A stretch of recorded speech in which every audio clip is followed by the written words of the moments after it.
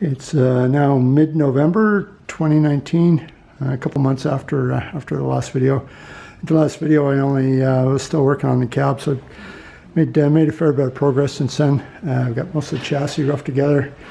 I built this front subframe to accommodate the inboard suspension. That's Audi R8 front differential in there, so the trucks can be all-wheel drive. I got these pickup points for the front wishbones that I made. Bent all the tubing up for the main cage, and then put extra bracing in, and welded together the main frame rails as well.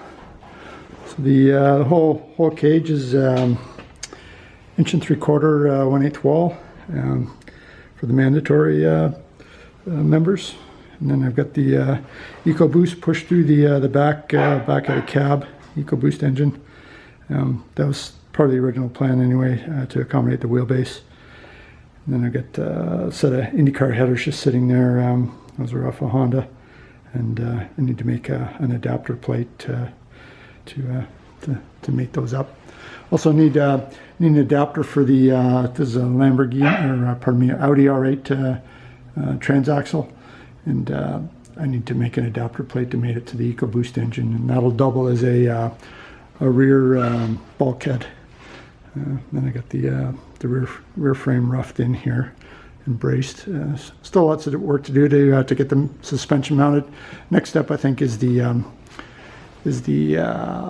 adapter plate for the transmission. Anyway, making good progress. Almost winter here, so not sure how much more I'll get done this year, but might lose the garage to parking cars soon. Anyway, that's it.